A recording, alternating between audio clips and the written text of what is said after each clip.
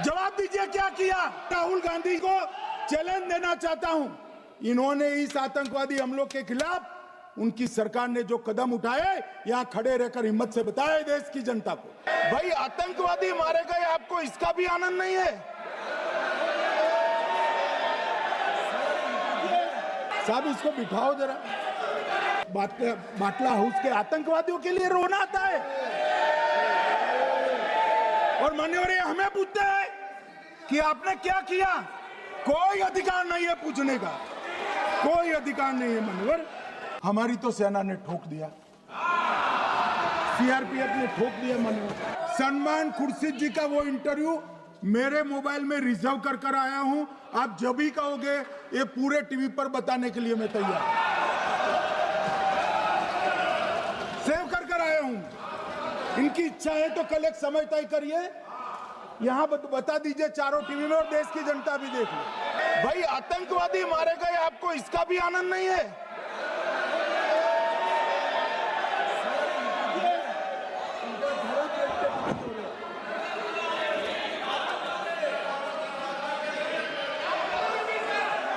अखिलेश जी बैठ जाइए, मेरा पूरा जवाब सुनिए, आपका सब जवाब आ जाएगा। भाई आप आतंकवादियों का धर्म देखकर दुखी मत होइए।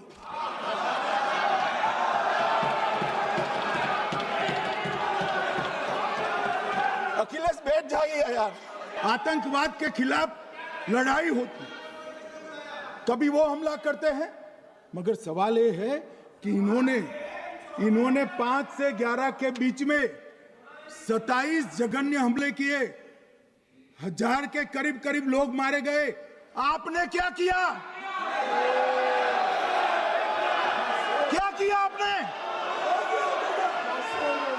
जवाब दीजिए क्या किया। और मैं राहुल गांधी जी को चैलेंज देना चाहता हूं, इन्होंने इस आतंकवादी हमलों के खिलाफ उनकी सरकार ने जो कदम उठाए, यहां खड़े रहकर हिम्मत से बताए देश की जनता को। कुछ नहीं किया मान्यवर। ये यहां से आतंकवादियों की फोटो पाकिस्तान भेजते रहे, डोजियर भेजते रहे। और मान्यवर ये कहते हैं कि आपके समय में भी हमले हुए। मैं उनको अंतर समझाना चाहता हूं, वो देख नहीं पा रहे। मान्यवर हमारे समय में जो भी आतंकवादी घटना हुई, पाक प्रेरित और कश्मीर सेंट्रिक हुई। देश के हिस्से में 2014 से 2025 तक एक भी घटना नहीं हुई है मान्यवर। ये नरेंद्र मोदी सरकार है मान्यवर। और कश्मीर में भी आज स्थिति ऐसी हुई है, उनको पाकिस्तान से आतंकवादी भेजने पड़ते हैं। कश्मीर में आतंकवादी अब हमारे नहीं बनते हैं मान्यवर। और मैं सलमान खुर्शीद जी को भी याद करना चाहता हूं। एक बार मैंने बड़े सवेरे में नाश्ता करता था, टीवी पर उनको रोते हुए देखा। मुझे लगा क्या हुआ, कोई बड़ी घटना हो गई। तो रोते रोते वो श्रीमती सोनिया गांधी के घर से बाहर आ गए कि बाटला हाउस की घटना देखकर सोनिया जी फूट कर रो पड़ी। अरे रोना था तो शहीद मोहन शर्मा के लिए रोते, बाटला हाउस के आतंकवादियों के लिए रोना आता है। और मान्यवर हमें पूछते हैं कि आपने क्या किया। कोई अधिकार नहीं है पूछने का, कोई अधिकार नहीं है मान्यवर। और ये हमें पूछते थे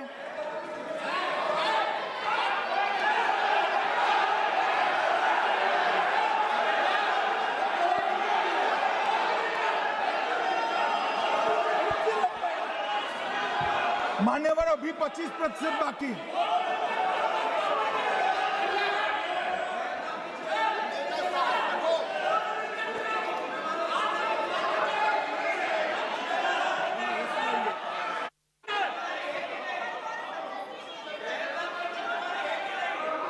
बैठिए, जवाब दे रहे हैं ना, आपका जवाब दे रहे हैं आपका।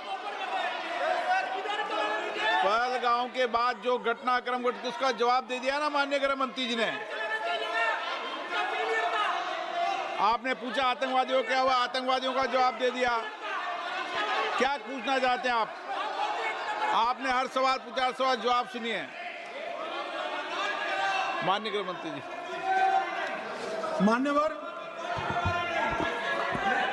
मान्यवर, इन लोगों को कल ऐसा था कि ये जो बेसरन के गुनहगार है वो पाकिस्तान भाग गए, तो बड़े आवाज से पूछते थे, भाग गए भाग गए भाग गए, गृह मंत्री क्या करता है, जिम्मेदारी ले। हमारी तो सेना ने ठोक दिया, सीआरपीएफ ने ठोक दिया। मान्यवर, अब मेरा तो जवाब बनना ना देता है ना वो मांगना बनता है, मगर मैं उनको कुछ पूछना चाहता हूं।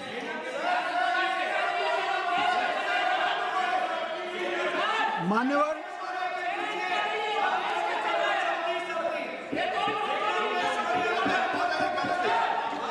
प्लीज, मारेगी तो सेना है ना, सेना अब ऐसे भी मारेगी ना, तो वो भी ये कह रहे हैं सेना और सीआईएसएफ ने मारा।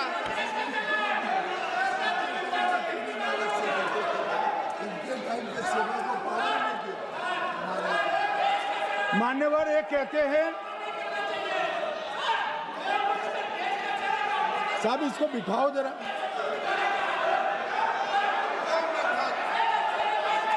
हाँ, प्लीज बैठिए बैठिए बैठिए बैठिए बैठिए।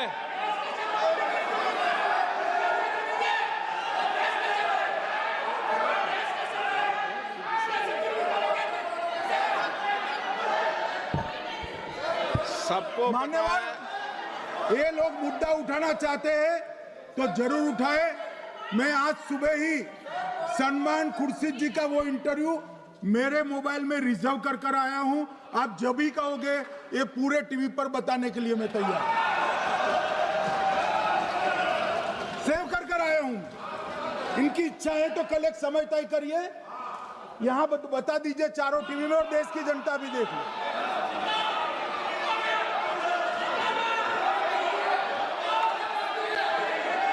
मान्यवर कह रहे हैं बताओ, आप बताओ, बताना है या नहीं बताना, नहीं पूछो ना उनको।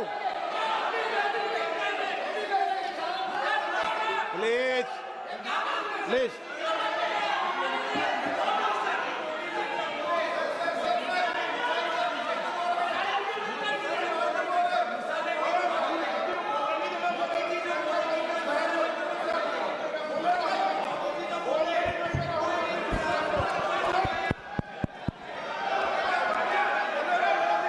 बिट्टू बैठ जाओ। मान्यवर, ये पूछ रहे थे कि क्यों भाग गए। अब मेरा समय काफी जाएगा, मैं जरा संक्षिप्त में कहता हूं, घटनाओं पर नहीं जाऊं। दाऊद इब्राहिम कासकर 1986 में भागा, श्री राजीव गांधी की सरकार। सैयद सलाउद्दीन 93 में भागा, कांग्रेस की सरकार। टाइगर मेमन 93 में भागा, कांग्रेस की सरकार। अनीस इब्राहिम कासकर 93 में भागा, इनकी सरकार। रियाज भटकल 2007 में भागा, इनकी सरकार। इकबाल भटकर 2010 में भागा, इनकी सरकार। मिर्जा सादाब बेग 2009 में भागा, इनकी सरकार। अब मान्यवर, मेरा तो जवाब मांग लिया, हमारे सुरक्षा बलों ने मेरा जवाब भी दे दिया, अब राहुल गांधी इसका जवाब दे।